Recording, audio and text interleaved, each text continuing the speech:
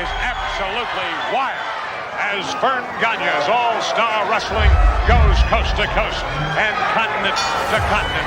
The greatest wrestlers in the world.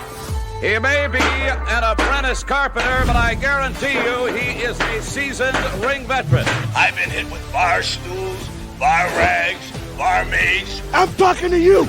They're scared that Hulkamania's still running wild. Oh, yeah. I got a big fat wife and 9 kids at home, and I gotta feed them. And take a look at Jesse the Body in real life. Open your hand once, if you would. You want to see it? This is absolutely unbelievable. Totally, completely out of control. He's coming in over the top. Hey! Look out!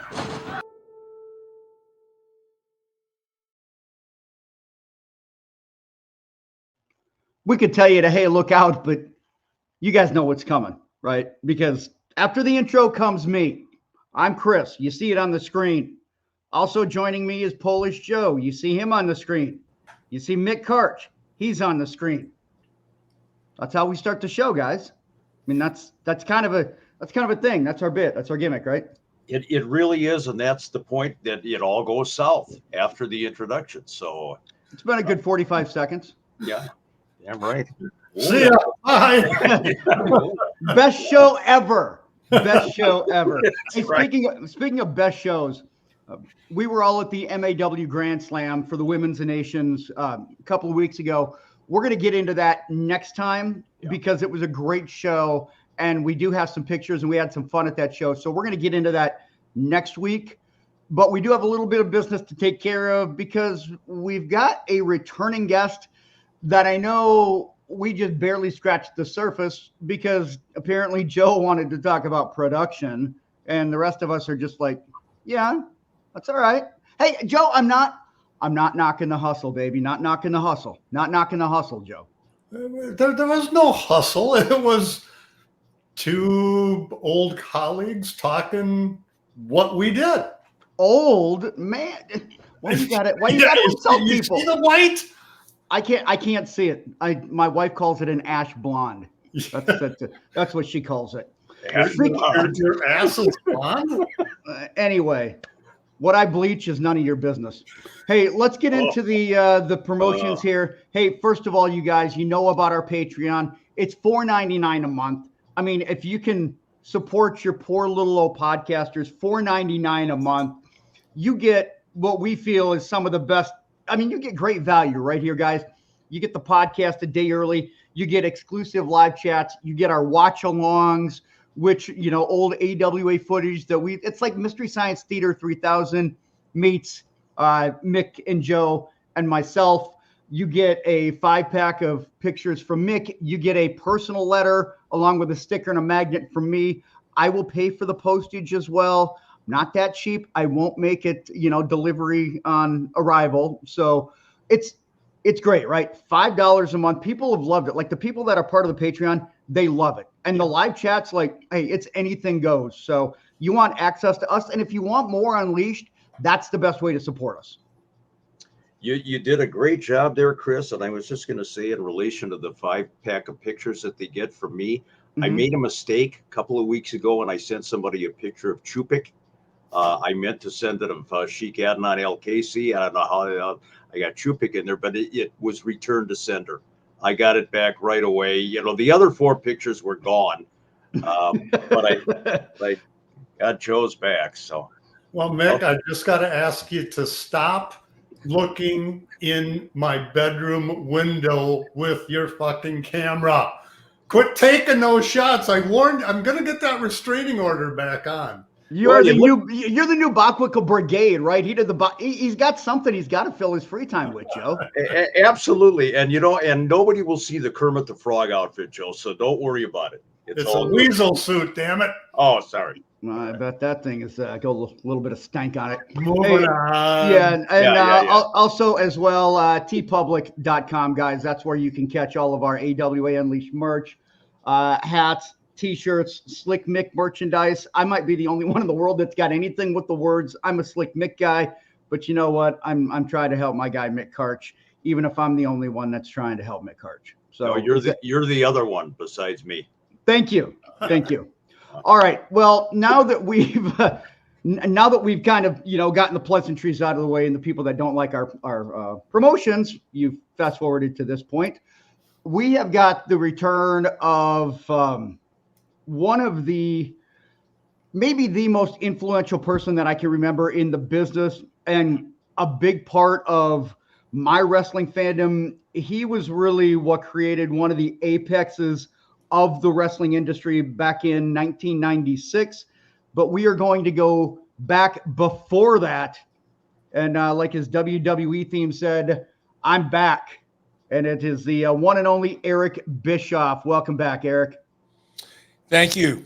Thank you. Interesting open, guys. I love your open. I love hearing the voices and calling the action and the graphics. I mean, it really did kind of transport me back to, for me, was probably the highlight of being a wrestling fan. A period of time that I lived in Minnesota from 70 to really about 1990, 91 is when I kind of moved out. But it just brings back so many memories. And then to go right from that to hearing Chris admits that he bleaches his ass and then finding out that Mick is really nothing more than a freaking window peeper with a camera.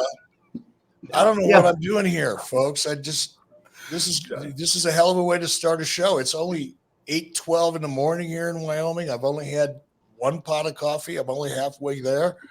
I don't know if I can handle it. Yeah, and it's going to be a good show when Eric Bischoff says that's an interesting open. No, but it was. It was really, I say that, and it really was. I was sitting back going, man, it's just like sitting on my mom and dad's couch over in, Minnetonka when I'm like 14, 15 years old, watching some of the stuff that you guys use in your clip. I remember all that. I remember where I was sitting when I was watching some of it. Eric, and just so you know, I actually have that on my resume. Frickin' window keeper with a camera. It hasn't opened too many doors, unfortunately. Or windows. So what? You can't peep and open windows when the shades are closed, Nick. Well, yeah. But Eric, I talked to you a little bit before we came on the air, and this is going to be more AWA on-air, talent-oriented. You came in 1989. And the AWA at that point, the train was kind of leaving the station, to put it mildly. But we got a lot of questions about the talent and your experiences in the AWA and your general perception of the situation back then. So, Chris, let's get into it. Yeah, let's go ahead and get into it, Eric. When you started as an announcer, they were kind of already on their decline. So when you got in, what was the general mood? I mean, was there tension? Like Mick said, the train had already kind of left the station. Did you get the sense that maybe this wasn't going to be something that was going to be a long-term project? No, and a slight correction, Mick. I actually started in August of '87. Oh, sure. Yeah, but I didn't start on camera until much later, a year and a half later or so. But I started in syndication working for Mike Shields, who also worked, with Joe and kind of oversaw post-production and actually anything else that involved anything other than the checkbook. So I did it like a year and a half of that duty. And during that period of time, I was kind of segregated in a way, meaning I had an office over on the office side of the building. The studio wasn't officially off limits because Mike Shields' office was kind of back by the studio as well, and I'd have to go back and forth a lot. But when the talent was there, when they were actually shooting things, nobody said you're not allowed to go back there. But I got the message that they'd rather I not. Vern was he was still very much kayfabe, and there was no need for me to know things that I wasn't involved in. I think that was basically his perspective. Now, to be more specific to your question, when I got to AWA in '87, you have to put yourself in my shoes.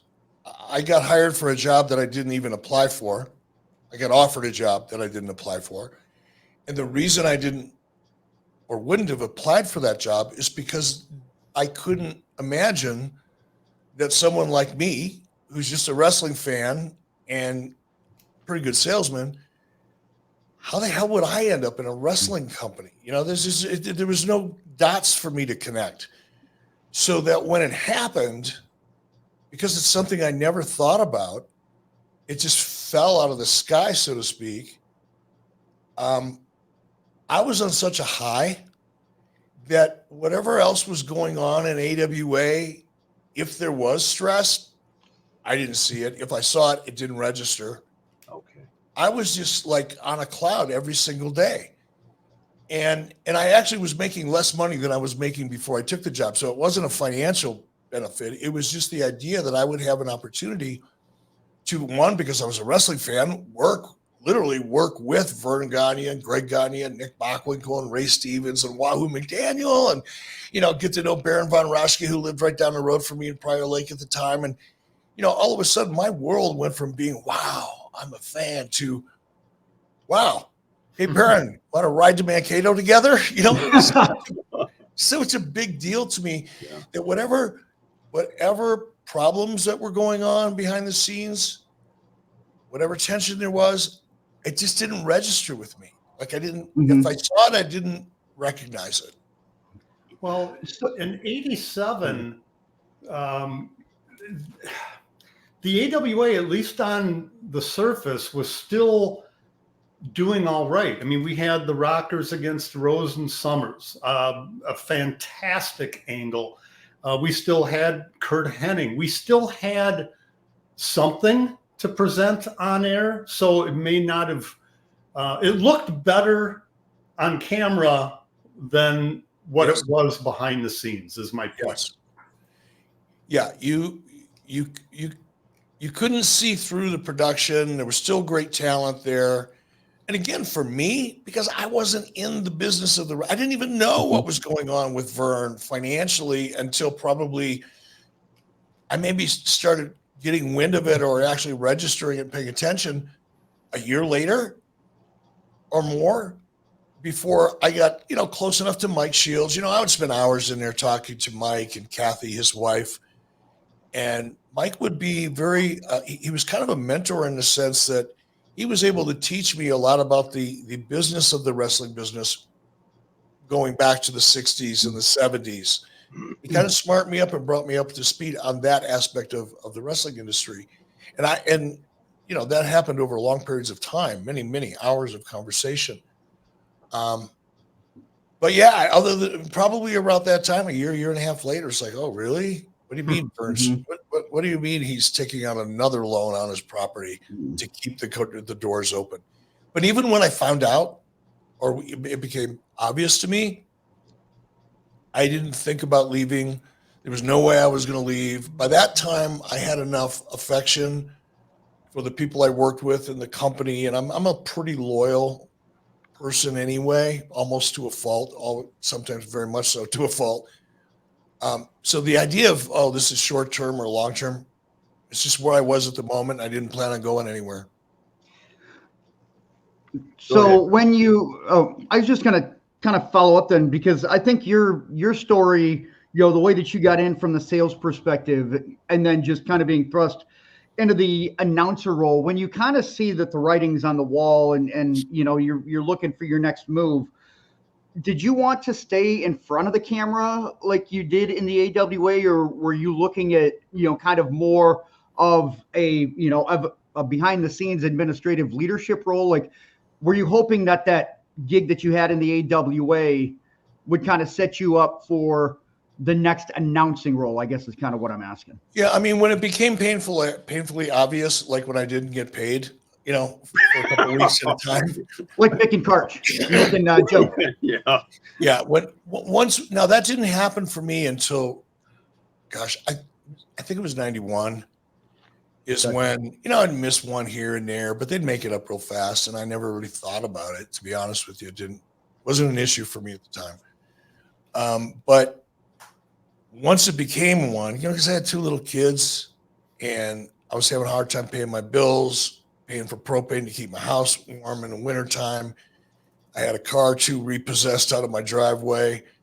At that point, I went, okay, I can't do this anymore. If it was just me, I'd do it all. I'd ride or die, no problem. But I had these two little kids. They were like 3 and 4 or something like that. So the time was up, and I went to Vern and said, Vern, here's what I'm going to have to do, because I didn't want him to find out from anybody else. It's just the way I am.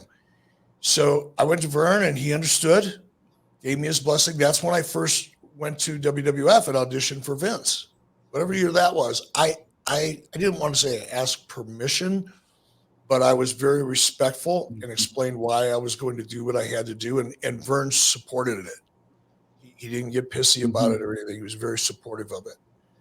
I didn't get that gig at that point, as things continued to get worse after I didn't get the WWE gig. I started really thinking about, okay, what am I going to do? Because I would hear enough. By that point, Mike Shields was completely transparent. And by the way, so was Vern and Greg. It's not like they were keeping it a secret. Everybody knew what they were going through. And a lot of it was in the paper, because they were trying to basically take Vern's property from him under a law, under eminent domain, which means the state of Minnesota would give Vern whatever they felt was a fair price. And Vern had no choice but to take it. They basically kicked him off his own land, which is fucking horrible, by the way. Horrible, yeah. But by that time, I said, okay, I got to go. I had an agent at the time because I was still doing some modeling work, a little bit of commercial acting here and there, not much. My wife was still very active in the business at the time. So I reached out to a woman Stevie Kozachuk was her name. And she had been my agent when I was really active in the talent business. And I said, hey, I heard Larry Zbyszko called me, and because he was already down in Atlanta. And he said, hey, man, they're looking for announcers down here. So I thanked him and immediately put together a sizzle reel, because I knew here's a long-winded answer to your question. I still didn't really have any skills other than I pretty much understood the syndication business, that end of it. I could have done that. But by that time, I'd been on ESPN 5 days a week for a couple of years. Mm-hmm. And I wasn't as bad as I was when I started. I mean, I wasn't good, but I was not bad. But I had that ESPN logo on the screen. And I went, you know what? I'm going to put together a 3-minute sizzle reel. So that's your credibility right there. No matter what the product is, that's your credibility, having that ESPN association. Yeah. So I put together the sizzle reel. I don't know who put it together. It wasn't me. It might have been Joe. There you go. It was Joe. It was Joe. Put together a sizzle reel. And attaboy, Joe. Stevie, my agent, sent it down to Jim Hurd. Jim Hurd opened it up, and I got a phone call. Well, Eric, I got to interject one thing. You were better than what you're giving yourself credit for. The way you started on camera, unheard of to begin with. It was a little weird. Oh, a little weird, fucking strange, many worlds strange. But you very quickly ramped yourself up to be, I will say, a very viable on-air talent.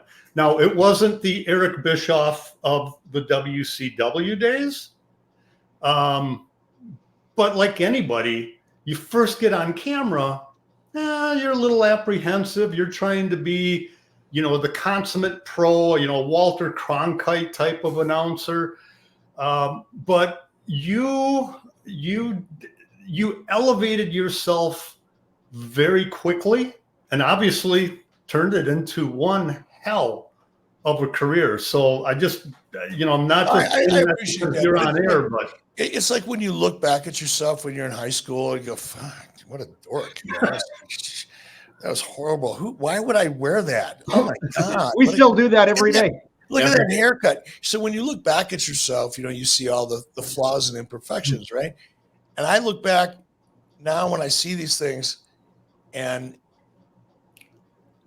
look, I did pretty well, given, as Joe said, the way I was kind of thrown into the fire. I figured it out okay, but I was so unnatural I'm trying to remember everything, and I'm trying to, hit the hot buttons that Vern wanted, or Greg wanted, or Mike wanted, or Joe wanted. And, I'd do it, but I'd have to think about it. It was a conscious thing. Now it's more subconscious for me, and I don't have to think about things so much. I have a pretty good idea what I'm out there to do, and I just do it. I don't memorize shit.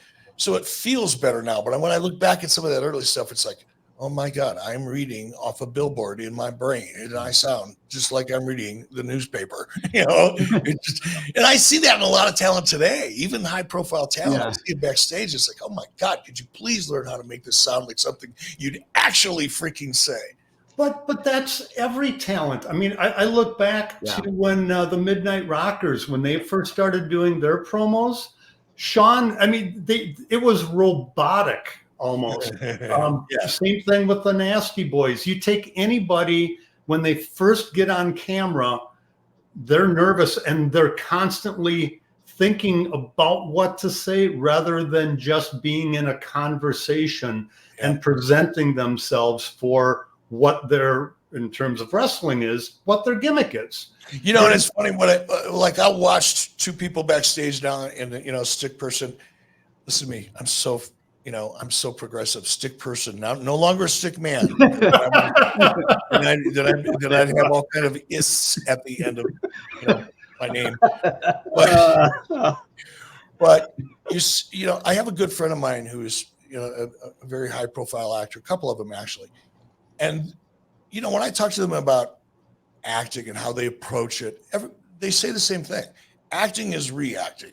It's all it is. You got to stay on the tracks and get your points in there and stick, pretty much to the script. But what I see in wrestling is you got two talent, you got the stick person in the middle.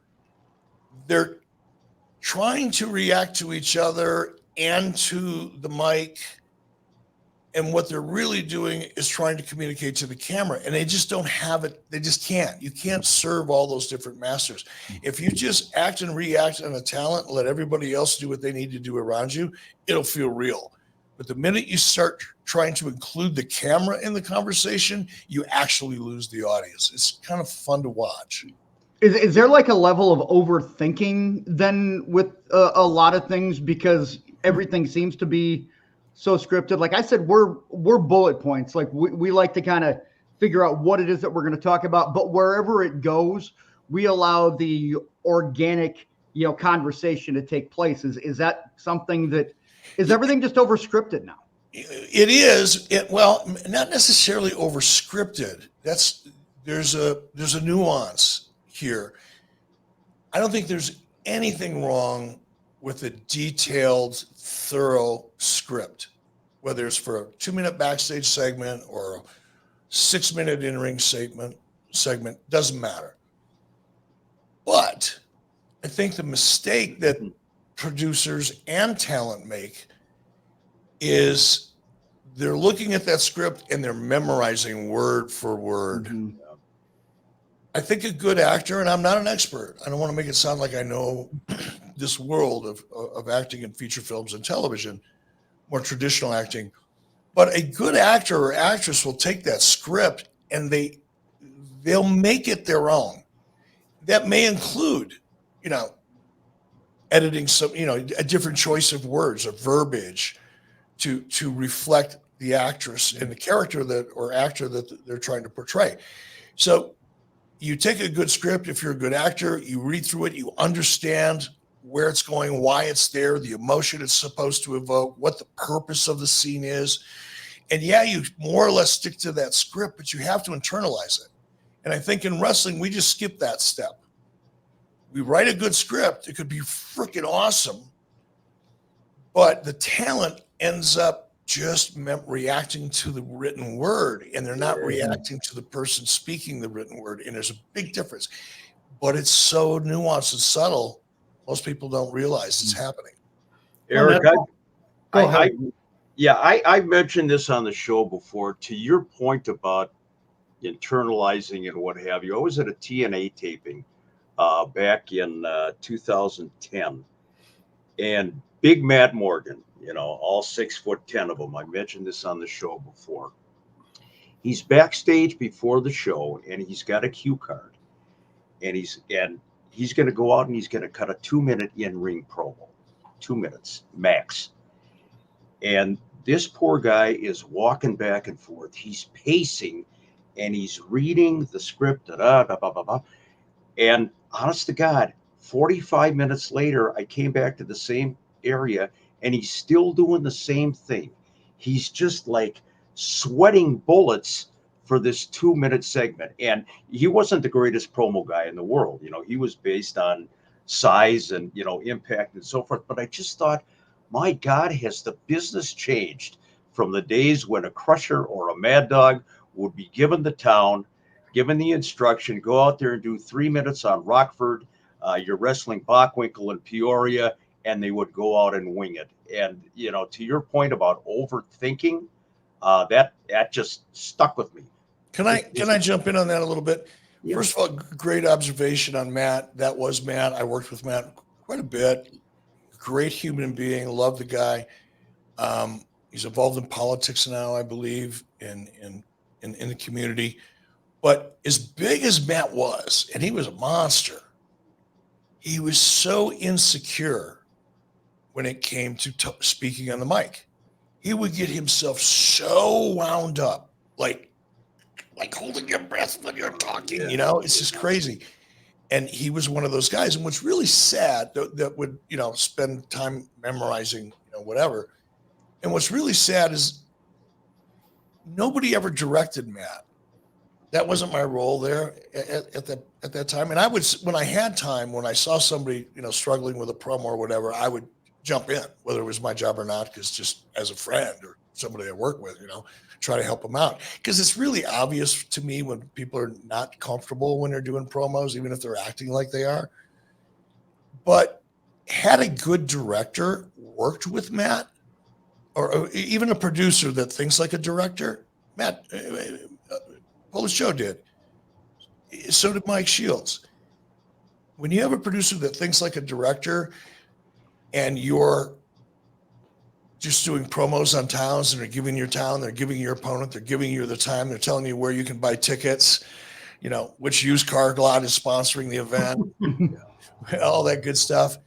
But those guys, what someone like Matt and even a lot of current talent don't have, that a lot of that talent that you're talking about, Mick, did have back in the day, is reps. Mm-hmm. I know that because, you know, I was back in that studio doing exactly the same thing. You would do one promo 15 or 18 times if you got it right with one talent, and then boom, the next talent comes in and you do the same thing. So throughout the course of a day, Joe, I can't even imagine how many 2-minute promos I did on just a typical Tuesday afternoon in the studio. But I'm guessing they were well into the hundreds. The only difference between them would be the town, maybe the opponent, and as you said, would it be a used car dealership or the local saloon? Yeah. So, and then, of course, you always had to add in Vern's buddies who lived in that town. Yep. To kiss up to them so that Vern could get a free cocktail. My point in saying that for Matt and people like Matt who are today that just really struggle. I mean, there's some people that really have learned how to make promos their own. There's some really good talent out there, but the vast majority of them are still struggling to one degree or another, like Matt was. And, you know, find a good coach, go take an improv class. That helps a lot. That helps a lot. Take an improv comedy class, even if you never plan on ever stepping foot near a comedy show or a stage for that matter. Learn the process. Do something you're uncomfortable doing and learn how to get comfortable with it. It has nothing to do with wrestling, but you'll be amazed once you train your brain, your subconscious, and you start getting comfortable with it. You just be able to convert that skill to professional wrestling. It's an easy fix. And you can learn how to direct yourself if you take enough of that, if you get enough of those kind of reps. And if we go back to the old school days, guys like a Matt Morgan would have been given a manager to be the mouthpiece, and he would have just stood there and, you know, looked like this big beast, unstoppable or whatever the hell they wanted to put into him. But then, like you said, Eric, back in those days, you did those market edit interviews. And so you would have on interview day, a Larry Zbyszko might have 15 promos. Fast forward to today's wrestling, and in fact, for the last 20 plus years, it's all live or pre-taped and then put live. But they only have the one chance to really do it on camera and live television. So you're 100% right. It is about the repetition. That's like anything. The more you do something, the better you're going to get at least in theory. Yeah, and then you think about it, like you take WWE, for example, obviously their top talent are going to get the most attention on the show. They're a story and the stories associated with them in the case of the Bloodline. So you're going to have about 5 or 6 people that are going to probably dominate the airtime in terms of being able to work a mic. And you've got a whole roster of young talent that's not getting any opportunity at all other than in the training center. And that's just, it's good. It's better than no training, but it's not the same thing.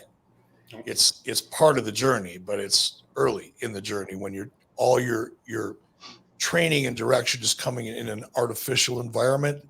There's a big chunk that's missing there, and it's called the audience and the way they're reacting. And until you get really comfortable with that, it's still very hard. But yeah, a lot of the young talent is just not getting the opportunities to get out there and fail.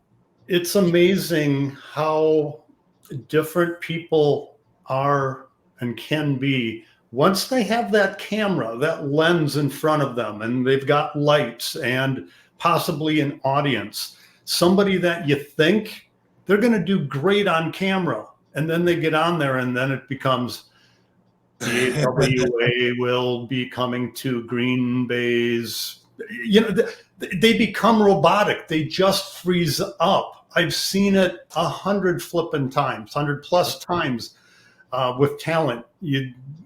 But then you have the flip side, somebody that they ain't going to do shit on camera. And then they get on there and they're comfortable as hell. It's amazing what that lens will do to most everybody. And good coaching, good direction, call it whatever you want, can bridge that gap. Yep. But if you don't find somebody to help you bridge that gap, if you're a talent, you kind of get stuck in that purgatory for a long time until it becomes a habit. You know, Eric, I loved what you said earlier on when Chris was asking you, about your initial days in the AWA, and you talked about how you were kind of separated from everybody and, you were on cloud 9. And this also kind of leads into how a talent performs when the lights are bright. And I hearken to my own experience with Vern, and I think of this because I started with him in '87 too, doing TV, and I had done independent stuff for a long time, and I was totally comfortable doing independent announcing and play-by-play and ring announcing. And when I got to the AWA, I debuted in Minneapolis in '87, August 1st of '87, and it was coincidentally Nick's last match at the AWA. He wrestled Kurt Hennig, and then he went to WWE as an agent. But I remember this guy with all this experience. Oh yeah, and I'm on cloud 9 for working with the AWA, and I got into the ring for the first part of an ESPN taping, and I thought everything was going well, And turns out I was stiff as a board, and they're doing a tape change, and of all people, Vern himself pulled me to the side and said, "What's wrong with you?" I said, "Well, what do you mean? I thought I was a total professional out there." Vern said, "Relax, take a breath, have some fun. Don't overthink this." And of all people, here's the guy that I wanted to impress. And the reason that I was so nervous about this was because Vern Gagne was watching. It wasn't Eddie Sharkey at George's and Fridley anymore. It was Vern Gagne on ESPN. And I totally froze up. And you're right, the repetition. You kind of get into that habit. And then all of a sudden, then it's like, like riding a bike. Yeah, it's easy. But, if you think about it, just physiologically, not to get too deep in the weeds here, but when you get nervous, your subconscious takes you into fight or flight. Yeah. Even from a physiological point of view, cortisol starts running, your heart rate goes up, everything starts changing, and you're tense and you're tight. And it also affects, the way you think and what you feel. So, but it's so subconscious. It takes somebody else to look at you and go, Nick, just take a deep breath and close your eyes and come back to us, man. Relax. But nerves is a big part of it. It's why it's easy to find somebody that's really deep down inside nervous, even if they're pretending they're not, is because they rush everything. You give somebody a promo, and no matter how they try to convince you that they're cool with it or they got this, oh my God, we're going to be in friendly Minnesota. I mean, you just fire hose of garbage comes flowing out. That's not a sign of lack of talent. That's a sign of nerves. And that's kind of addressable, manageable. But you got to have somebody like Vern going, hey, mother, come on. Oh, I'm telling you, I looked at the debut tape, and I'm standing in the middle of the ring, and it was in Minneapolis. The lighting was the shits, and it wasn't the showboat. And I'm standing there, and I got the microphone, and my legs are apart a little bit, like I'm standing on top of a fucking wedding cake, and and I look back on that, and I think, what the hell? I mean, everything about me, the look, first of all, I look like an undertaker, like a mortician. And you could see I'm sweating, and I'm standing there, the legs are apart. And Vern I could just see ding in the back watching this. And that's, and to have Vern say, hey, relax out there, that made all the difference in the world. You got the Vern Gagne head slap down. Yeah. Oh, Jesus. Oh my God. So here's a question for you. You look back on the AWA days, if there's a high point and a low point for you in that time span that you were in the AWA on television as a television personality, what's the high point? What's the low point? High point was my first day, and there was no low point. Wow. I still feel the same way about my time in AWA as I did August 18th, 1987, which is the day after I started, because I started on the 17th. Wow. It was nothing but, I'm grateful. It's not possible for me to be more grateful than I am for my time in AWA. And as a result, I only remember good stuff. And man, I had so many positive things happen to me while I was there, and certainly afterwards, because of that moment in time that, man, I don't know. First of all, I don't think anything that I would ever consider a low point even occurred to me there. I mean, personally, sure, when I was not able to take care of my family and holding on, part of it was selfish, by the way. It wasn't all loyalty to Vern and Greg. It was, I knew if I got out of the wrestling business, the chances of me getting back in it were slim to none. So part of it, a good part of it, was loyalty. I put staying a part of the team above my family for a while, to be honest about it. Not proud to say it, but I did, until I couldn't anymore. That was bad for me personally, but I guess some other people would consider it bad. Actually, I'm grateful for the experience. It made me stronger, brought my wife and I together, and just reinforce the fact that you got to do what you got to do, and you got to take your shot. So I'm grateful for it all. But for me, man, it's all a high spot. Wow. That's great. Yeah. Thank you. Thank you for that perspective. Because so many people who left the AWA, even though they may have been riding high when they were there, it's the wrestling business. A lot of nasty things said about Vern. And, when everybody was gravitating towards Vince or WCW or what have you. So it's refreshing to hear you say it was all a high spot. No, it was. I did. I joke around. My son is 40, Garrett. Wow. And yeah, he got into the wrestling business. I worked with him a little bit in TNA. He got to work with Ric Flair and AJ Styles and Kurt Angle. He had a match with Kurt Angle and Hulk Hogan over in the UK. He got to do a lot of things in a very short period of time.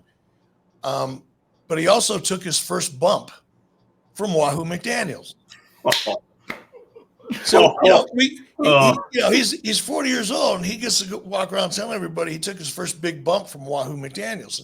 Now, what he doesn't tell people is that we were all screwing around out in the lobby on a Friday afternoon after 5 o'clock or 5:30, and there was a refrigerator in there that occasionally had a couple beers in it. At least when Ray Stevens and Wahoo were and we were all sitting where Garrett came in. Lori had dropped him off because I was going to hang out for a while. And Wahoo's playing with Garrett. Garrett's only 89, so he might have been 5 years old at the time, 4. Wahoo picks him up, and he's holding up by one ankle, and Garrett's, flopping around like a fish. and Wahoo dropped him on his head. So, he's proud of it. He took his first bump from Wahoo. Yeah, I would say it's still better than Joe being chopped and having his nipples bleed for like a week. Well, they didn't bleed, but as soon as you said Wahoo, I felt, because I had Wahoo foolishly asked him to chop me in the control room back by the jobs in the corner. Yeah, I'm stupid, probably hungover, and I told him, just give it to me. He gave it to me all right, and I had an autographed handprint of Wahoo McDaniel on my desk for several hours. You might as well have gargled razor blades or light bulbs or something like that. Offer to do that. I got a question, Eric, and it's been rehashed over and over again. But in your estimation, look back on it, and you were right in the thick of it. Is there anything that the Gagnes could have done, not necessarily to be at the top of the world again, but to somehow right the ship and become at least competitive again after, let's say, 1990? Not under the circumstances. I mean, the fund, Vern was running, he was tapped out. Yeah. He had refinanced his property a couple different times, trying to keep the cash flow, to keep the doors open at AWA, but there was a limit to that, and he'd reached his limit.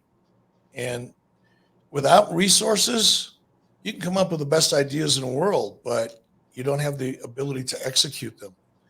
At that time, if you think about where you could sell television, you didn't have the landscape that you have today. You had 3 major networks, a local independent, perhaps in most markets, and then you had cable. And the only people in cable that wanted wrestling had all the wrestling they wanted and was doing quite well with it, thank you, and weren't interested in second tier wrestling at that time. Things are different today. That's why you've got some small promotions that actually have television, because number one, there's just more niche television platforms out there, whether that's streaming or actual network in the case of CW, for example. So you got more places to sell your stuff, but back then they didn't. So what does Vern have? Vern had, at that time, a secondary show with secondary talent with very little to no resources. Where are you going to go? What are you going to do? Now, if you take it to, the second act, perhaps if Vern would have been able to raise money, there was a couple opportunities with WGN. Joe, you may know more about it than I do. There were some entry points that could have been explored, but it would require so much money that Vern would have had to raise a significant amount of money, which means he would have had to give up control. Therein lies the problem. Vern was a very stubborn individual. And it's really hard once you get outside your, network of friends and family that may have significant resources. Once you're out into the real world of venture capital and trying to raise funds from people who invest in ideas and companies, they do it, but they want a piece and they want control. And I don't think Vern would have ever done that. That would have been the only thing. But that's such a stretch because that just wasn't in Vern's DNA. Well, speaking of stretches, though, here's my next question from a hypothetical standpoint. Let's say somehow Vern miraculously comes into all this money. So financially, he's able to compete. And again, it's a stretch. From a philosophical standpoint, from a booking standpoint, and you always hear, people say, oh, Vern couldn't keep up with the times. He was too old school. Could he envision, could he see the landscape? Could he see, hypothetically again, where the business was going, and would he adapt to it? To me, even if he had the funds, that's a huge part of whether or not they could compete. He wouldn't have adapted. Vern was stubborn. Okay. Bill Watts, same thing. They were, ideologically from a wrestling perspective, an exact mirror of each other. When Bill Watts came into WCW, I'd never heard of Bill Watts. I didn't even know there was such a thing as a Mid-South wrestling territory, because I never got it when I was a kid watching wrestling in Minnesota, and there was no way I could watch it even if I wanted to. It wasn't available. So I get the word that Bill Watts is coming in to take over for Jim Herd, essentially. And I knew that Watts had been around for a while, so I called Vern. And I said, Vern, what's this guy like? What should I know? And Vern said, he's a great guy. He's tough, but he's got a good mind. All right. Well, the reason Vern said that is because Bill was just like Vern, and Bill Watts wanted to take wrestling back to the 70s, back to the early 80s, back before WWE. Vern, listen, in the conversations that I remember, right, and it's been a long time, and sometimes you hear things over and over again, and they change just a little bit each time, and maybe this isn't a totally clear representation of Vern's thinking, but I at least am of the impression that Vern believed that WWE would run out of gas. Yeah. Oh, yeah. Vern didn't believe the high production values and the larger than life spectacle and the presentation. Vern didn't believe in that. And he believed that it would ultimately fail and Vern would still be around. That was kind of his approach. So that lack of vision, I don't mean to say it, but it's true. Vern was missing, Mick, exactly what you described as the vision and the ability to see where the business is going. Vern believed that the business was going back to what he was most comfortable with and he knew best. And nothing works that way. Nothing. There is one other ingredient, going back to Vern lacking the funds. The other thing, and to me, this was really the final nail in the coffin. ESPN did not renew their contract. And there was nowhere for him to go. Well, exactly. When Vern lost that ESPN money, that was his last big chunk of income, steady income that he was getting to be able to put back into the AWA. To me, that was it. In fact, I know it was it because I got my pay cut in half. Yeah. That would have been at some point in 1990. I can't remember exactly when. But Eric, if you remember back, that's when it was you and Nick for a while, and then you and Greg, sometimes Vern, where I'd come in and we would do just the ins and outs and then play the old matches from the St. Paul Civic Center or Minneapolis Auditorium. We did that for all of 1991, most of 1991, I should say. But the ESPN money, it wasn't there. And so without that, Vern had nowhere to go. As you had mentioned, he had leveraged his house a couple of times already. And he was out of money. He ended up filing bankruptcy. So that was a huge part of the AWA going under. But I got to ask you this, Eric. At what point did you personally realize that you were going to become one of the most influential players, power players in professional wrestling? I know it wasn't when you first went down to WCW, but I mean, dude, you went from here to, I remember watching you on TV when WCW first started and just smiling. I helped train that dude, and now look at him. You know, and then when you turned heel and joined the NWO, yep, that's Eric Bischoff I know. I can't believe you just duded was not on my 2024 bingo card to be like, that's great. That's great. No, seriously, I mean, I watched you on Vince's on the Netflix thing. Fantastic. And I agreed with 99% of what you said.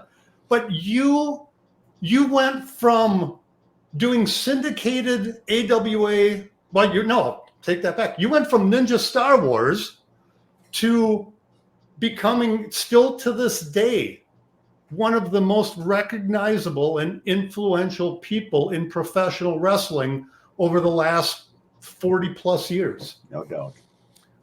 I never had I'm still, first of all, thank you for saying all that. And when you do, and when I hear that kind of thing, I catch myself going, wow, I guess that's true. And I react that way because I don't think about it. I never have that way. First of all, for me in my shoes, that all happened over, it seems like it happened quickly. And in some respects, for some perspectives, it did happen quickly for me. But it didn't feel quick. Like every day, I was just in it. I was just doing it. I wasn't thinking about, wow, I got here, or how could those thoughts never occurred to me, still don't occur to me until I hear someone, put it into perspective for me. Because it was it was an amazing journey because it was improbable as hell. Every step of the way was an improbable step and shouldn't have happened under normal circumstances. That in and of itself makes my journey, if you will, kind of interesting because it's so off the wall. But at the time, I didn't think of it that way, Joe. It's just like, okay, this is my job today. What's my job tomorrow? Eric, it's a great point about, the average fan doesn't know the grunt and groan that it took you to get there.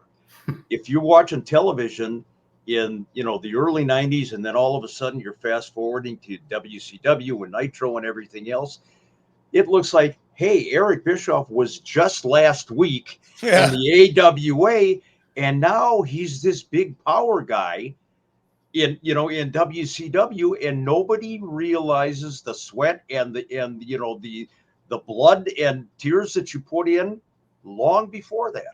Yeah, and again, I'll be honest, it's much like, my feelings towards my time in AWA.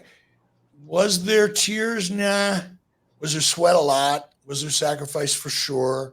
Was there a lot of self-doubt? Abso-freaking-lutely. And that's a battle that, most people face, to one degree or another every single day, right?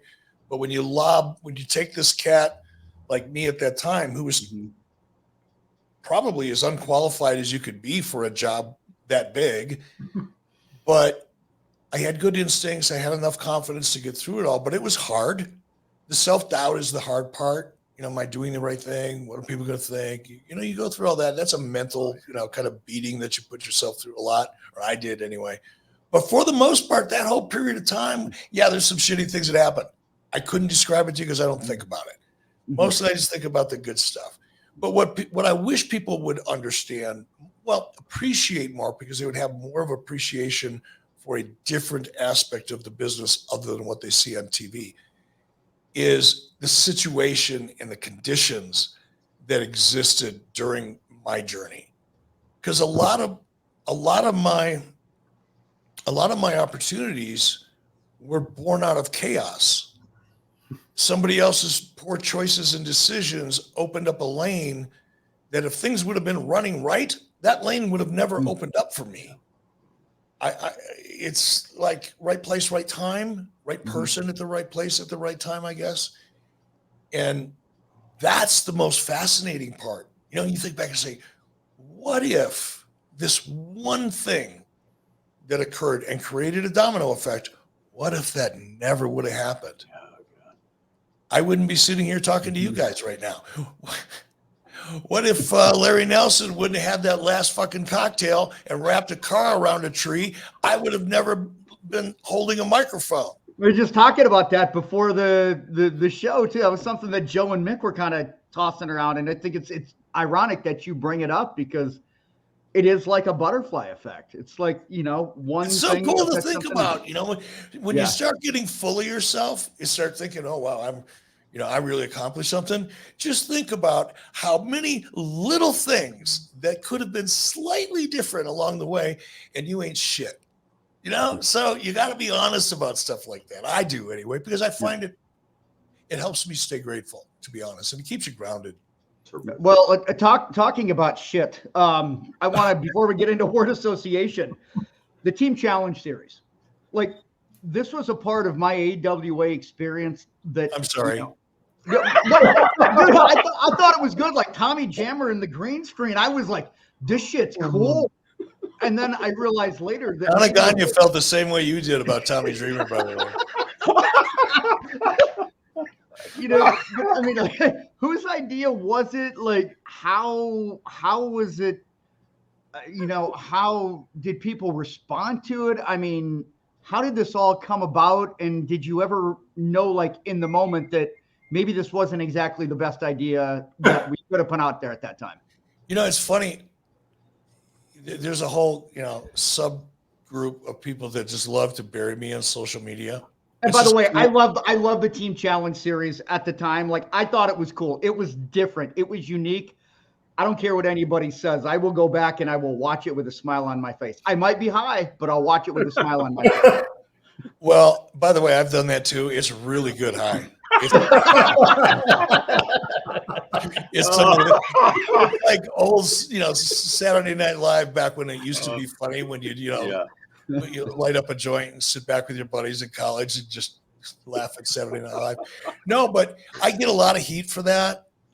And the fact is, I had nothing to do with it other than trying to help produce it. I don't know whose idea it was. I think it was Mike Shields, maybe Mike and Vern. It wasn't my idea, but somehow I've been branded as the guy that came up with the Team Challenge series.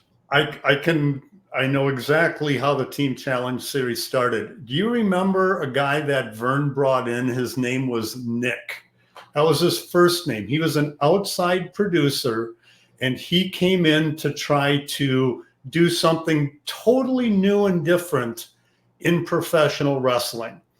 The Team Challenge series was it was his idea and concept. Well, the whole thing with Nick didn't pan out. It was so different from what Vern had done and what Vern's vision was trying to go forward. And like you said earlier, Vern was like Bill Watson. They were old school.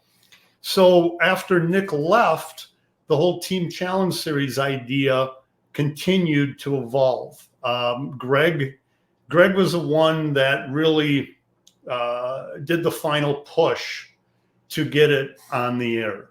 And I know you had said before about it being, or there not being a low point in your AWA career. And I agree with what you said. I mean, if it wasn't for the AWA, my 6 years there, I wouldn't be doing this podcast in 2024 and talking with you still. That's the great part about it. But the Team Challenge series was tough to swallow.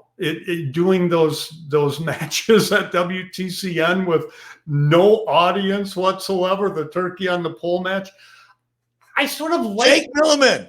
Jake Milliman got the turkey. I remember it was a seminal moment in my production career. That was the first version of a gobbledygooker, I think. Yes, I'll come back to that, Chris. Oh my God! Yeah, we can. Jake Milliman. By the way, before that was a moment. It brings tears to my eyes thinking of Jake grabbing that turkey, and he pounded that turkey on the ass like it was his newborn son. He was so happy. And a shout out to Jake before we get going, because Jake, I don't know if you know this, Eric, he's had horrible health issues for several years now, and just recently had a partial leg amputation in Wisconsin. but he watches the podcast, so I know he'll see this. So a shout out to the winner of the $1 million. I got to tell you this, and I'm thoughts are with Jake and prayers as well. But Jake was one of those characters, like Scrap Iron Gadasky. Yeah. Like I would look forward, because you can kind of relate to the underdog, right? I mean, that's human nature. That's kind of the premise of a lot of the greatest stories ever told is the underdog story. But Jake was one of those guys that, he loses a lot, but maybe this time, you're rooting for him. Mm-hmm. And I miss characters like that. Television has changed, wrestling has changed, everything changes. But I do miss some of those characters that you see them every week, and damn, they take an ass kicking, but they're trying. That's an aspirational character or characteristic. And if you've got somebody like Jake was or Scrap Iron Gadasky, you start falling in love with them for an entirely different reason because you can relate to them. Oh, you're hoping that maybe this week they'll finally do it. And when they do, it's like winning the Super Bowl. Yeah, exactly. And it's always, damn it, you ran into that knee in the corner. You just had him. And then, Nick rolled you up for the 1, 2, 3. First of all, I wonder what Jake ever did with his $1 million. Who knows? He played Monopoly with it. It was Monopoly money. He certainly did. Yeah. But again, I wanted to mention Jake and Bob Ryan. This is, to me, one of the highlights of the Team Challenge series. Bob Ryan gets into the ring. I don't know. He had a briefcase with him, Eric. Maybe you remember this. Another high point in wrestling. And I don't know if he's going to deliver the $1 million of Monopoly money or what he's going to do. But Bob Ryan trips on the lower rope strand as he's getting into the ring. And this is on ESPN and, Rochester TV. The man almost took a bump and hit his head on his own briefcase getting into the ring. And I think that was the moment in the sun for Bob Ryan.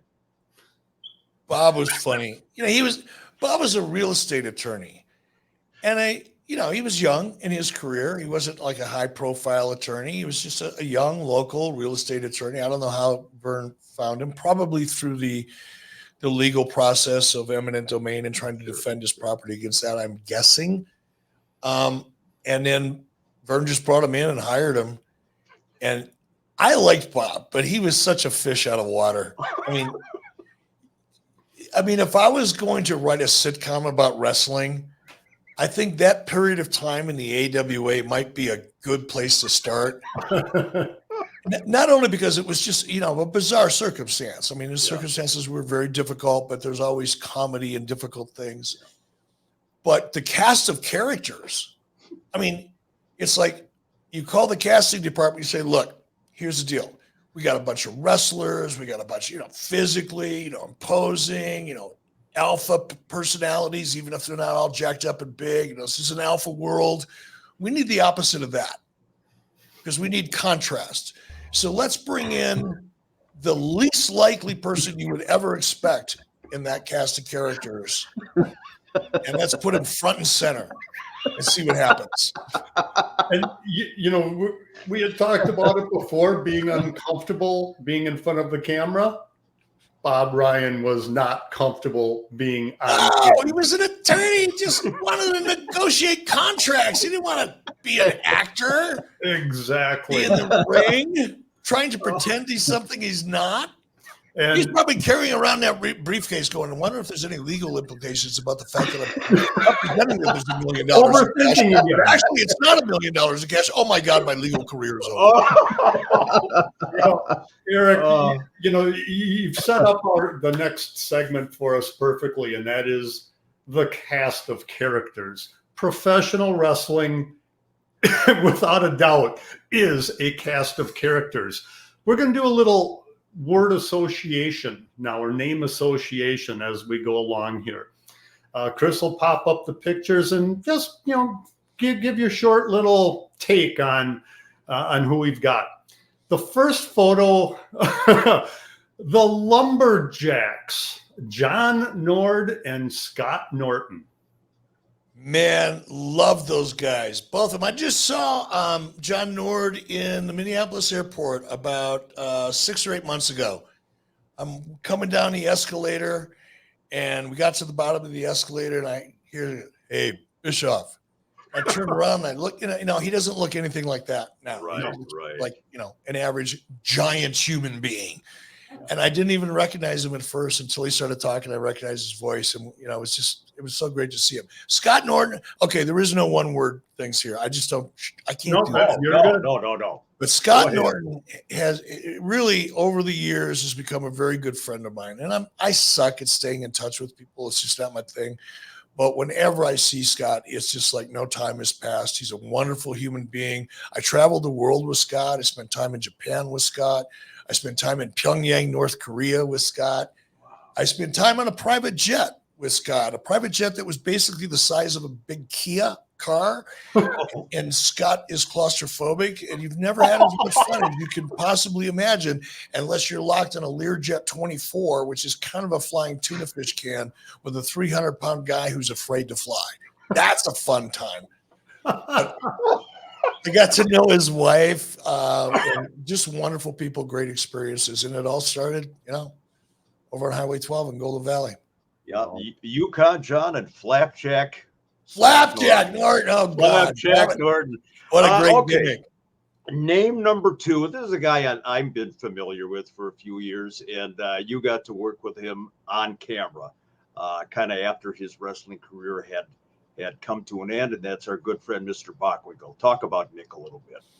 Still to this day, people ask me, who, if you could pick the very best of the best, who would it be? And it would be Nick Bockwinkel, without question.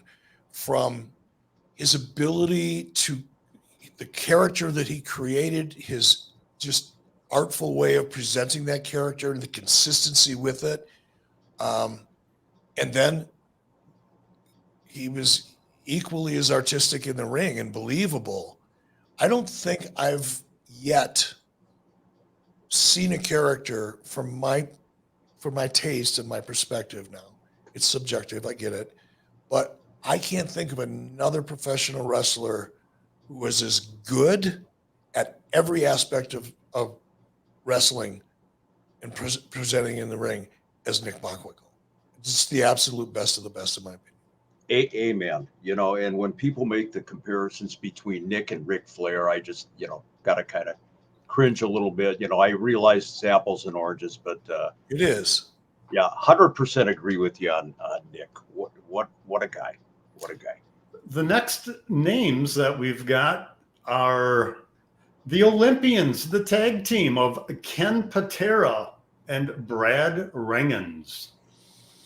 Well, I never really got to know Ken Patera. I think I worked with him for maybe one night, and it was probably a miserable experience for him, and for that I apologize, Ken. But never got to know him or work with him. Don't really have much of an opinion. Brad, on the other hand, I knew Brad from high school. Brad was a year older than me. He was the captain of his high school wrestling team. Our captain at the time in 1972 was a guy by the name of Gary Christensen. And they were both, I think, 180 pounders or maybe bigger. And that was a real rivalry. So I remember, Brad from high school. And we ended up becoming friends, really good friends. Didn't really know Brad in AWA at all. Really became, I knew who he was, obviously. We had crossed paths and said hello to each other, things like that, but I didn't have a relationship with Brad really in the AWA. After AWA, fast forward into the early 90s, Brad had been in WWF, got some experience there, but really found his groove working with New Japan Pro Wrestling. Mm-hmm. Brad and Masa Saito, who was also an amateur wrestler from Japan. I think he may have been on the Olympic team. He was. Yeah. He was. Yeah. So they had that in common and that bond. And as a result of that, Brad found a very good position there. And when the time came when I wanted to reach out to New Japan to kind of fix some issues that occurred before me with Bill Watts, I reached out to Brad for some help, try to kind of be the liaison and bring the two companies back together again. Through that effort, I started working very closly with New Japan. I became friends with Antonio Inoki. I helped. I brought Muhammad Ali. I was the one that arranged him to be in North Korea after a series of meetings with Inoki that I set up. So I had, a little bit of involvement in some pretty cool things with New Japan. Been over there many times. I'm still friends to this day with Masa Saito's wife. Masa passed away a few years ago. Michi is his wife, and we're still friends. In fact, she invited me to Tokyo a couple years ago to speak at Masa's memorial service, which was a real honor. And none of that would have happened without Brad and our, association through AWA and amateur wrestling. What's interesting with Brad, we really want to get him on this podcast. Good luck. Yeah, that's what I was going to say. I'm not sure if he's living in Minnesota still or one of the Dakotas, but I don't think recluse is the right word. No, I do. Yeah, I mean, he stepped away from the business. Is it, do you know, is it bitterness about the business, or it's just been there, done that? It's neither. It's Brad. Brad is a very solitary person. He's very comfortable being alone. He loves living like I do. I live in a pretty isolated area here in Wyoming, and Brad, to my knowledge, is still living in the Appleton area, but out in the country, that's what he loves, and he loves his solitude. So it's not bitterness or anger or anything. I haven't talked to Brad in years. Last time I talked to Brad, it was very briefly as part of guys were passing a phone around to say hello. It may have been 3 years ago, but he's good from what I've heard. He's been through a lot physically, surgeries and knee replacements and all that. But last I heard, he's happy as hell. Yeah, he was never very comfortable on camera. He was never comfortable around people. Yeah. Unless he was throwing them around, like out on a wrestling mat. Unless he had you, in a gut wrench and was tossing you around like a freaking bale of hay, he'd just soon be left alone. Yeah. We had a chance to talk to John Layfield in Waterloo recently, and John trained with Brad, and he tells a story. He says, I walked into Brad's training camp one day, and here I am, this big football player, big tough guy, and Brad's first response was, "Give him to me," and John said, I paid my dues on day one. He tossed me around like I was a matchstick. Yeah, Brad was such a gentle human being in real life. Can I tell you a funny Brad story? Absolutely. Please. So I'm in WWE, right? I don't remember what year it was, but remember this gimmick where I pulled off the mask and, I was the minister in a wedding and all that kind of shit? Yeah. So that mask, WWE flew me out to LA to a mask making company, whatever they call them. And this company that they sent me to made all of the masks for all the big movies that you see. I mean, they were the top of the top when it came to these artificial masks, right? But I had to fly out to LA, spent like 5 hours, 6 hours, them molding, my face and doing all this stuff, taking pictures. And then about 2 weeks later, the mask was done. So the company flew out 2 makeup artists to Minneapolis, because that's where it took place, that scene, that show. And they flew out 2 or 3 makeup artists. I got to the arena like at 9 in the morning because they needed to have me ready by noon. And it took like 3 hours to put this makeup on, this mask and all that. So I got to the building before any talent, before any production, other than the overnight crew that was setting up, but they weren't backstage. So I'm back there basically by myself with these 3 makeup artists. I walk in looking like me. I walk out, I'm looking like that fucking old man. I mean, because I knew I wanted to have fun with this. So I start figuring out, okay, the mask makes me look really old, but I got to learn how to carry myself old. I got to change my posture. I got to change my voice a little bit. I'm going through this process for a couple hours, right? And then I feel like I finally got it down. And I'm kind of an old pervert, but I do weddings on the side. That was my character for this in my head. So about 3 or 4 o'clock in the afternoon, this happens a lot. You know, you go to a city and people that formerly were with the WWE or used to work backstage or whatever, you know, they welcome them back and they get to say hello to their friends and shit. So Brad's backstage at the Target Center is what they called it back then. Brad's backstage and he's got 2 teenage girls with him. You know, one's probably 13, 14, the other one's maybe 11, right? Not both teenagers. And I think they were the girl he was dating at the time. They were his daughters and he was going to take them to a wrestling match. So they're backstage. Brad's just standing there. Nobody really recognized him, you know, the production crew. I see Brad from down the hall, and now I'm all in my pervert character. So I come staggering up, you know, slowly shuffling up. I pull a Joe Biden. I bend over and I go, "You smell nice, little girl." Oh no! I said, this was like the 11-year-old, right? And Brad's.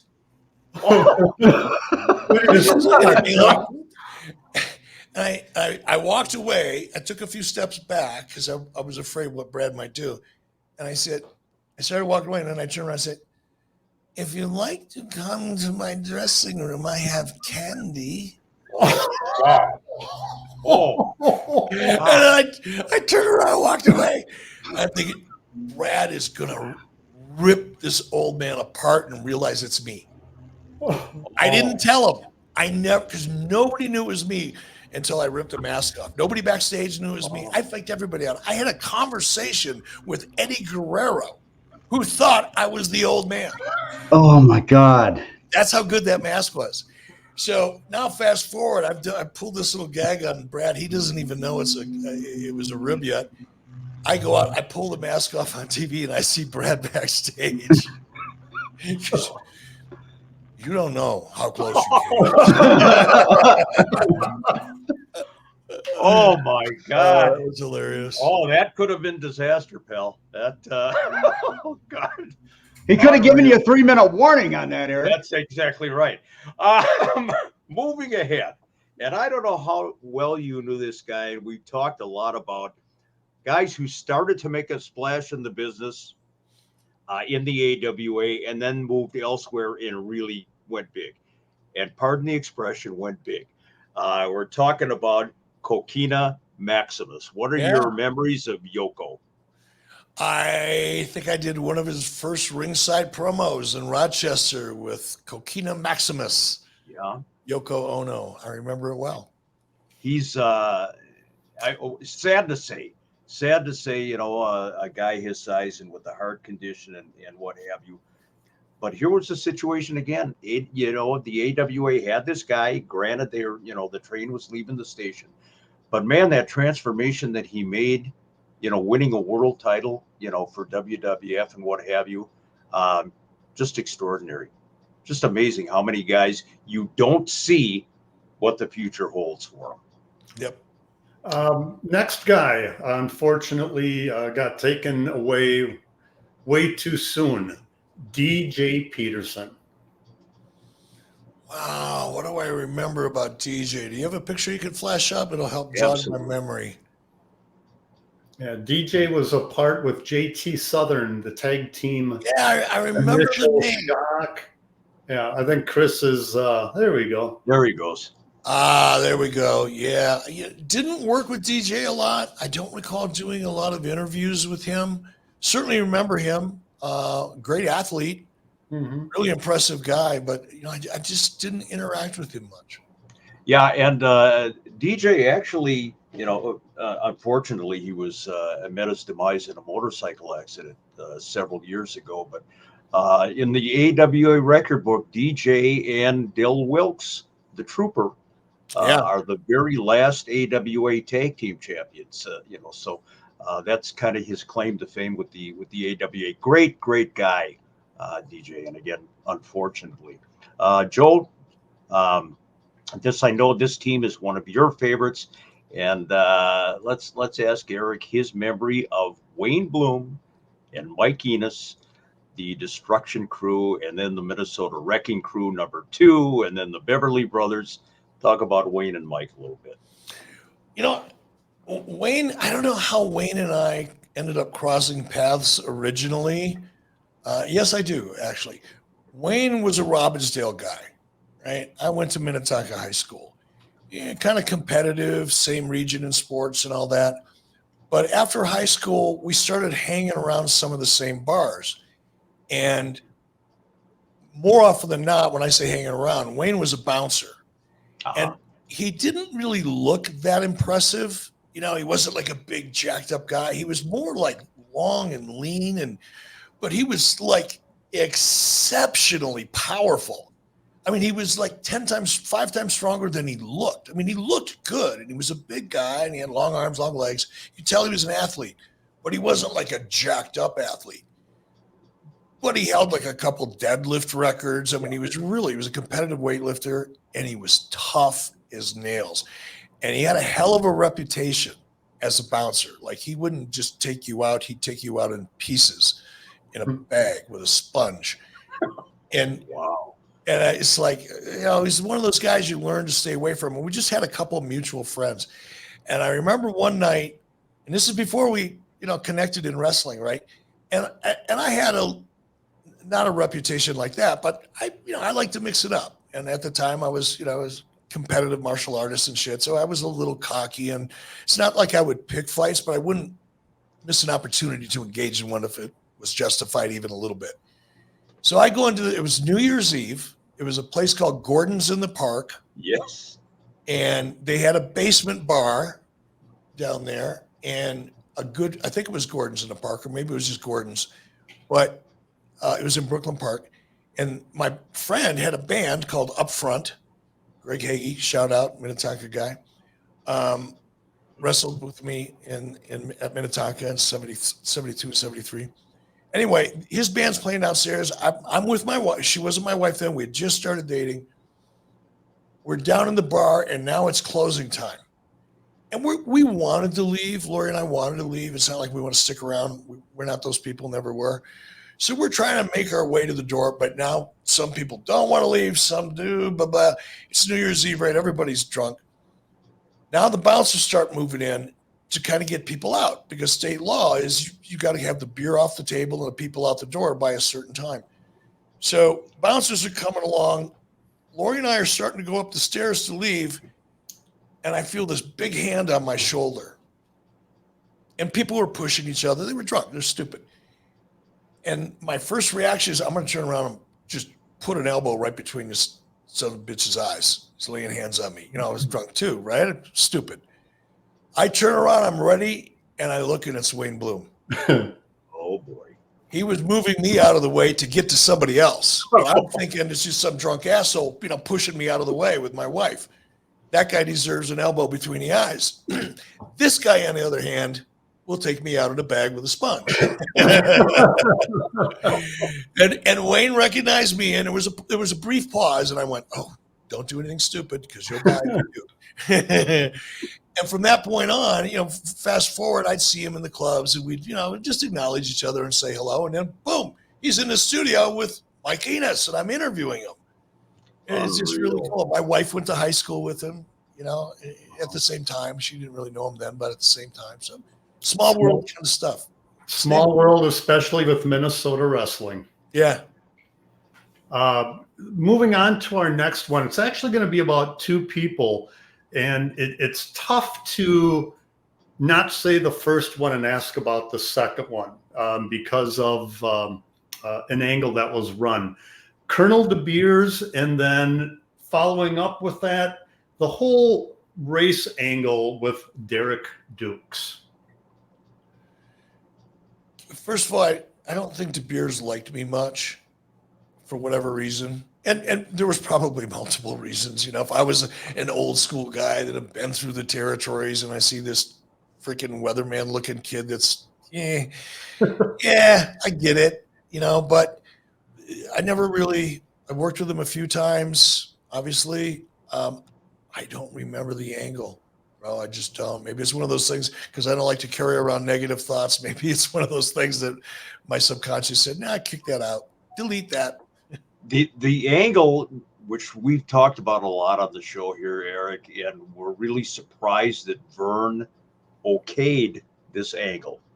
The Colonel's Ed Wiskoski's character, Colonel De Beers, was, he did not like African Americans. He was from South Africa, supposedly, and, he would always hesitate to get into the ring with somebody who was not Caucasian.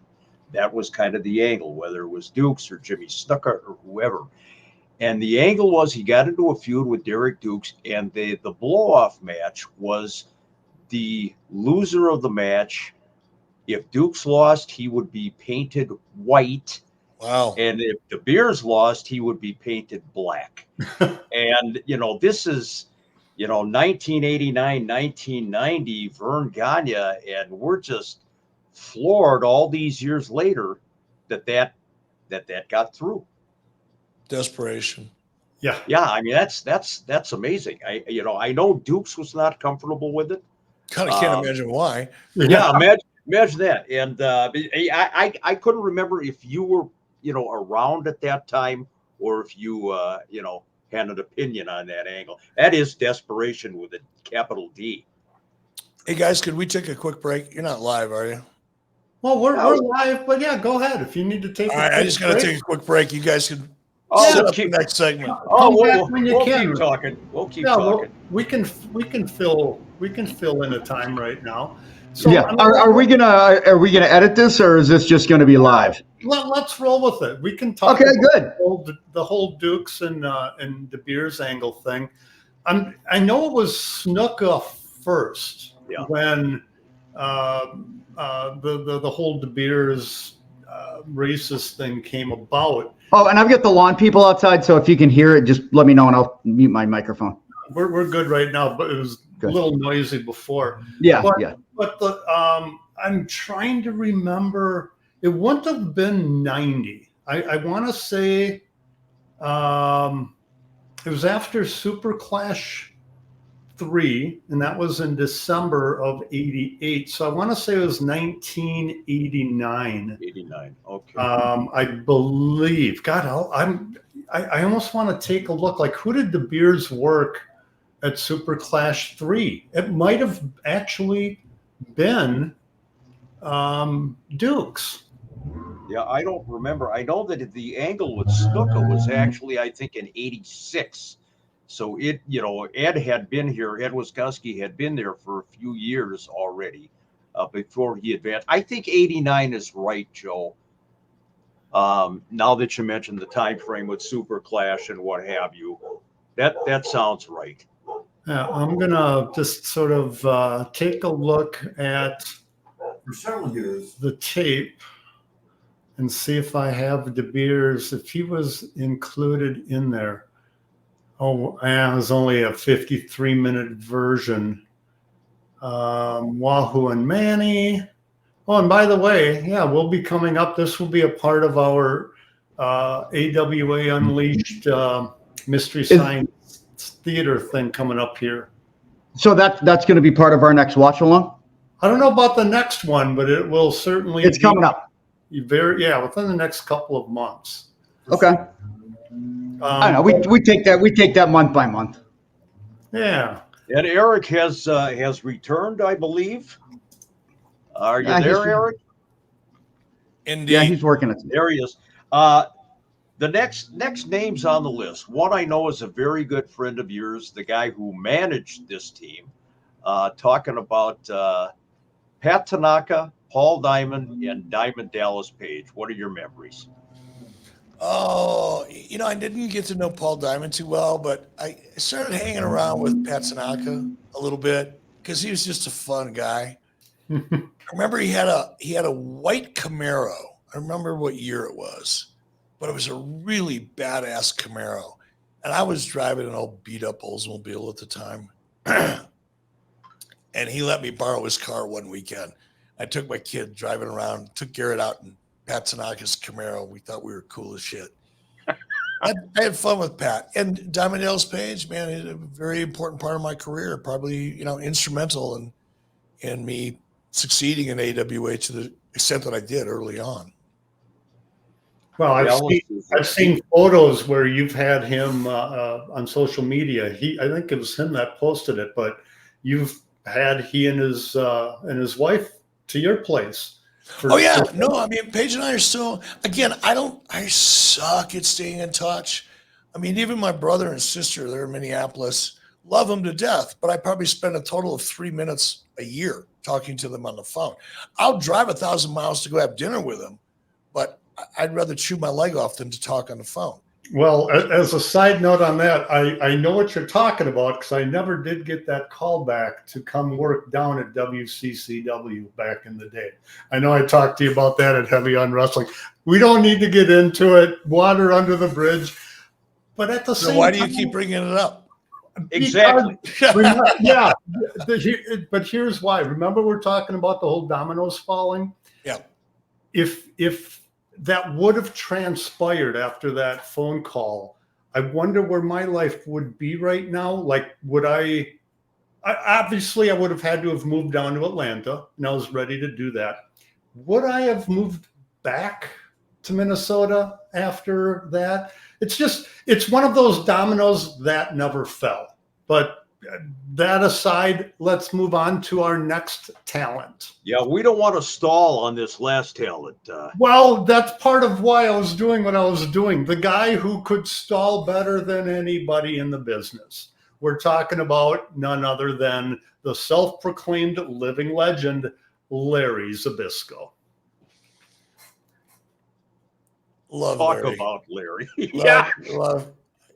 Larry's just, I see Larry about once a year, twice a year. We cross paths. Last time we did was a couple years ago. My son was involved in an independent show down in Florida. And my son and Larry's son, I don't know if they worked together as a tag or they worked against each other. I don't remember.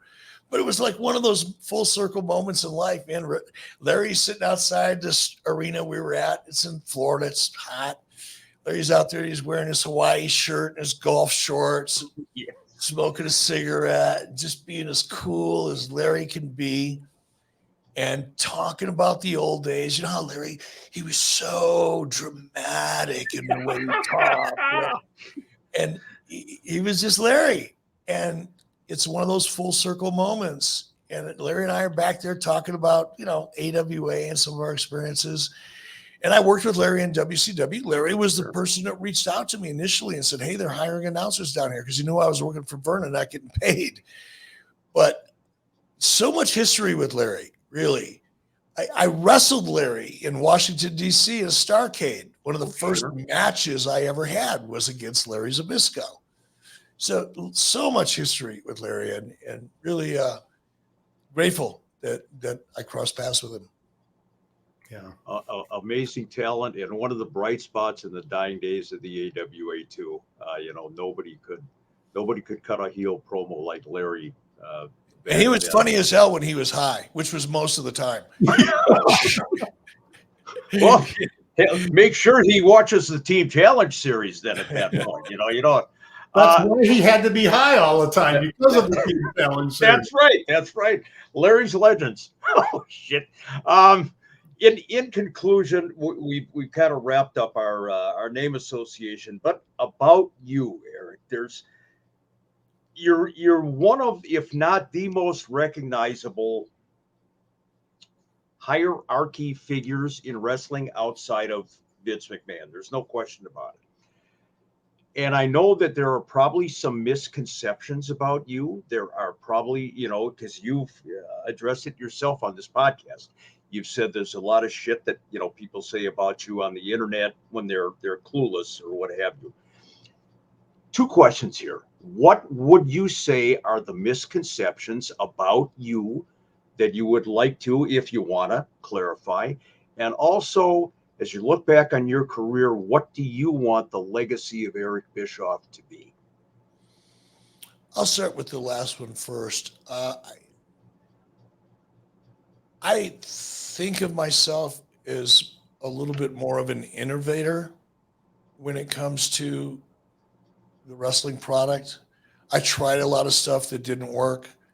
I tried a lot of stuff that did, and the stuff that did stuck.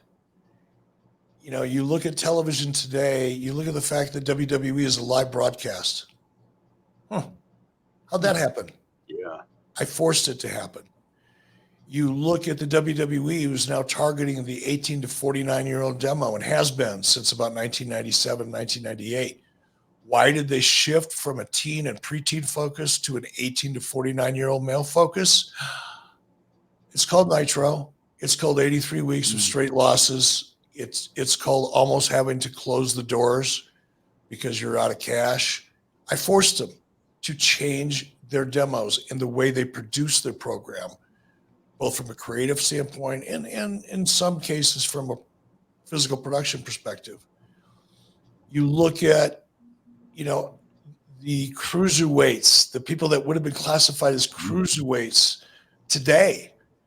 Most of those people are getting the opportunities they have because I created a prime, and I wasn't the first person to showcase cruiserweights. I'm not suggesting that. Pat Tanaka was a cruiserweight, but, well, for all intents. But I think creating the cruiserweight division and showcasing on prime time in a very substantive way over an extended period of time created an appetite for a lot of the talent that we see today that would otherwise never have been in the wrestling business.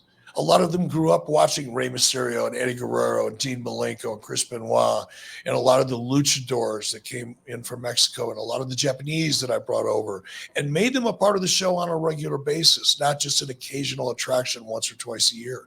That created a market for the product today that I don't think would have existed. And a lot of talent that are making a lot of money today wouldn't have had wouldn't have the opportunities they have today were it not for the Rey Mysterios and Eddie Guerreros and Dean Malenkos that created the demand for that type of product. I had a little bit to do with that. So if you know, you can look back at some of my stuff and go, yeah, it was a really good idea. Oh my God, I can't believe somebody actually did that. Because I do that every time I watch one of my own shows. But the stuff that stuck changed the industry in a real way, not in a theoretical way, but in a real way. Now, what was the first part? If there are any misconceptions about you. You know, I don't really care anymore. I used to care a lot, but I've gotten to a point now for a lot of different reasons. Part of it, my spirituality, really. I really don't care what people think. And I say that not in an arrogant way, but I don't allow other people's opinion of me to affect my opinion of myself. And so when I say I don't care, it's not dismissive. It's just that nothing affects me that way anymore, the way it used to. But I think one thing that would be interesting for the audience to just dig a little deeper into and try to understand is the narrative that the only reason that WCW did what they were able to do, and the only reason Nitro was successful, and the only reason the NWO worked is because Eric Bischoff had Ted Turner's pocketbook. That is not true. In fact, the first 18 months of my job, when I was actually in control of both the wrestling side of things and the business side of things, I think when I was senior vice president, was I spent 12 or 18 months cutting costs. I cut travel expenses. I literally called all my VPs and directors together in a meeting, and they all came to the meeting expecting we're going to talk about what we're going to be doing next week or next month, or whatever the fuck. And I said, okay, I'm glad you're all here. I want each of you to go back into your office, and I want you to count the number of pencils in your desk and then come back and report to me. Some people laughed, chuckled. A lot of people were just confused. And I said, no, really, I want you to do that, and I want you all to be back here in 15 minutes, but I want you to know and tell me how many pencils are in your desk. And they all came back, and they all told me, I went around the table, how many you got, how many you got, how many you got. I said, great. Now we're beginning to understand the best way to use whatever resources we have. So you got 10 pencils, he's only got one, give him 5. Let's start really focusing on our resources, because if you don't know what you've got to work with, it doesn't matter what you want to try to do. First, you got to understand what your resources are. And then I applied that to everything we did. Travel. I took a look at, our live event tours, and this is what actually got me the job and got 2 people fired, frankly. The president, the executive vice president got let go, and so did the VP of live events, because of one meeting I had with everybody's boss, Bill Shaw, came into the room and said, okay, you guys are hemorrhaging money. What are you going to do to stop it? And from a production perspective, I went down a list of the cost-cutting measures I was taking and could continue to take. A guy by the name of Don Sandifer, who worked for Bob Dew, and Bob Dew was the executive vice president of WCW as well, but he only handled the operations side. Boy, there's some noise going on there. Yeah. But in this meeting, Bob Dew and Don Sandifer said, well, what we should do is increase the number of live events we're doing. And I'm looking at the accounting on this, and I'm going, wait a minute. Now, this wasn't my area. I was in charge of TV. They were in charge of live events and wrestling. But I was in the meeting. So me being me, I said, wait a minute. I know this is none of my business, but according to the information I'm looking at, you guys lose money every time you leave. Every time you go out the door, you're losing money. Why is going out the door more frequently, given the fact that you're losing money every time you do it? How does that math work? Because they're looking at, well, if we added 20 more events a month, our gross number is bigger. Yeah, but so are your net losses. Sure. And that one meeting, because it was all about cost cutting and managing resources, that meeting is when I got promoted basically to president of the company shortly thereafter. And those 2 individuals took other jobs. Wow. It was, and I did get access. My budget did increase. I did get access to a lot more money. I did have the ability to go out and pay Hulk Hogan $2 million. I was able to do a lot more. I could bring Randy Savage. I could do a lot more, but I had to earn the confidence of the finance division of Turner Broadcasting that I was managing my resources properly before they would be willing to fund any additional money other than what it took to keep the doors open. That's probably the thing I'm most proud of. But the narrative is, he just walked in and took 10. I mean, it's a WWE narrative. That's what they wanted to think, because they couldn't explain why we're getting their ass kicked any other way. Well, and the funny thing is, I do post game for the Minnesota Twins, and people are all about, well, it's all about, spending the money, and it's like there's so much more to the business model than just the money that you're going to go out and spend on talent and whatever, and to kind of have to reset the company as a whole and then, rebuild that foundation. I think it's fascinating because you took something that was a liability and turned it into an asset. And then not only turned it into an asset, but took it to a place that I don't think anybody expected wrestling could go. Yeah, including me, by the way. Eric,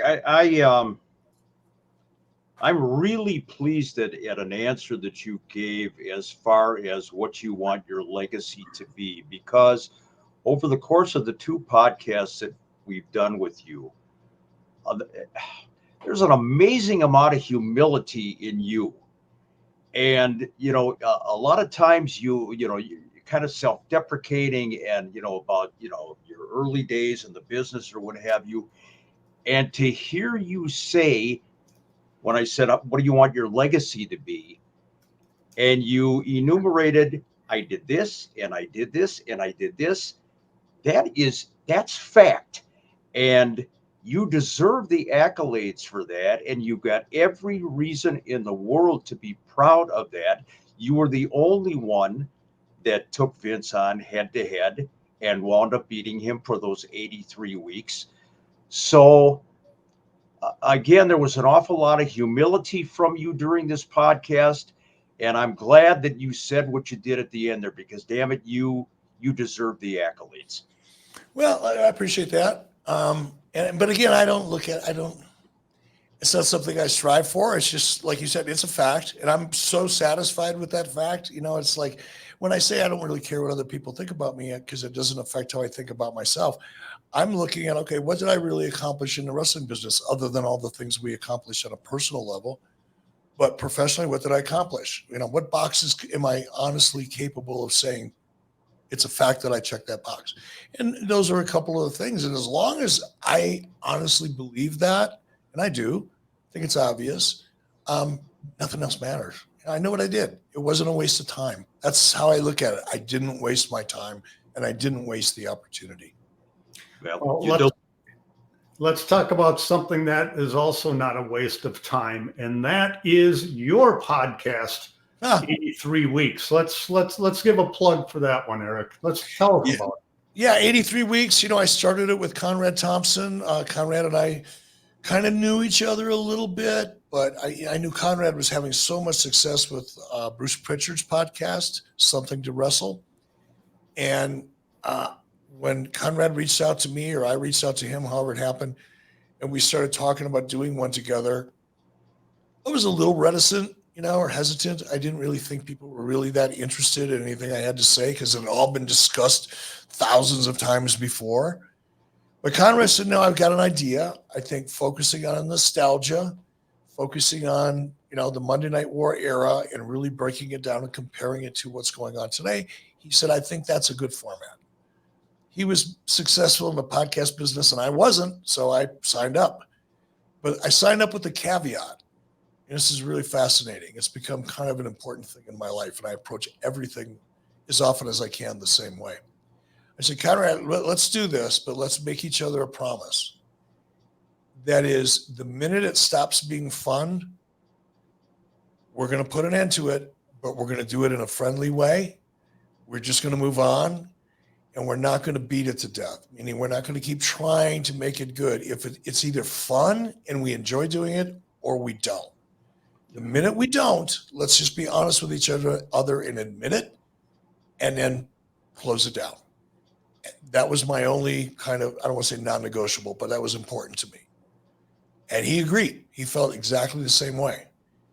And the last show that I did with him, I was so excited about it. I had so much fun doing it that I called him and our producer back and said, thank you guys, because this is 6 years we've been doing this. And this was the most fun I've ever had. So when I can keep having fun doing things like this, which is really fun for me in a different way, which makes it even a little more fun. But when I can still do this kind of thing and enjoy doing it and look forward to doing it, again, how could I not be grateful for that? At this stage of my life, I'll be 70 years old in the spring. And I still get a kick out of doing this. And there's a handful of people that still give a shit whether I do or not. It's pretty awesome. Everything that you just said, and Mick and Chris, I think they will agree with this. It's the exact same thing that we feel. We don't make any money doing this podcast, but for 1 or 2 hours per week, we can sit there, forget about whatever bullshit there is that's going on in the world, and go back to a simpler time in a lot of regards. But we can just talk about the old AWA, whether it's stories from me personally as a young kid watching Mad Dog and Crusher, to working with the AWA.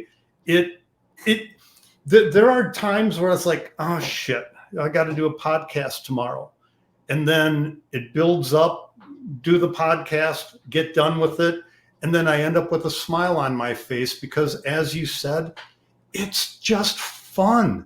This doesn't work. I mean, Eric, you're similar to me. Talking it's not difficult. Not as long as I'm talking with people I want to talk with, because I'm kind of selective about that shit. Well, there is talk to people I don't want to talk with. I'd rather chew my leg off. But yeah, and we've done that as well. There are some. I mean, there've been podcasts. We had Marty Jannetty on here, and not that it was tough, but it was challenging. Marty has his own demons.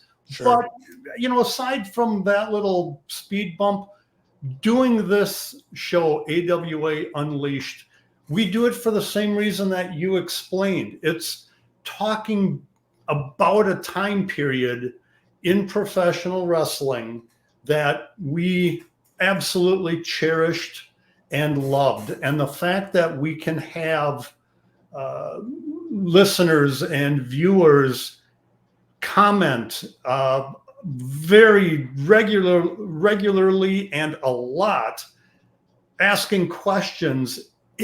I love it. I never thought in 1991, when the doors of the AWA closed in November of 91, that here 33 years later, I'm doing a podcast that actually has some traction and people give a shit about the AWA, which again has not existed for 33 years. But thankfully, through our podcast, the AWA lives on. And I'm so grateful and absolutely love that.